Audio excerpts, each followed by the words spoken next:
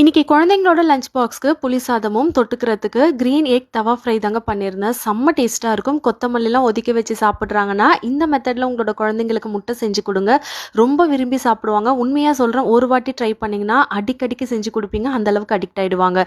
Mixie ஜாரில் 2 பெரிய வெங்காயம் சேர்த்துக்கோங்க. காரத்துக்கு ஏற்ற மாதிரி பச்சை மிளகா, ஒரு கைப்பிடி அளவுக்கு ஃபுல்லாக கொத்தமல்லி, கொஞ்சமாக உப்பு சேர்த்து தண்ணி சேர்க்காம நல்லா நைஸாக அரைச்சிட்டு வந்துருங்க. தோசைக்கல்லில் தேங்காய் எண்ணெய் சேர்த்து நல்லா சூடானதுக்கப்புறம் அரைச்சிட்டு வந்த மசாலாவை சேர்த்துட்டு நல்லா பச்சை வாசனை போகிற அளவுக்கு நல்லா வதக்கிக்கோங்க. இது ரொம்ப வதங்கணும்னு அவசியம் கிடையாது. கொஞ்சமா தொக்கு இருந்துச்சுன்னா வெள்ளை சோறு கூட பிசைஞ்சு சாப்பிட்டாலும் அவ்வளோ டேஸ்டியா இருக்கும். வேக வச்சு 2ஆ கட் பண்ணி வச்சிருந்தா முட்டையே இந்த மசாலா கூட சேர்த்துட்டு ஒரு சைடு நல்லா வெந்ததுக்கு அப்புறம் இன்னொரு சைடு திருப்பி போட்டு எடுத்து சாப்பிட்டு பாருங்க. அவ்வளோ டேஸ்டியா இருக்கும்.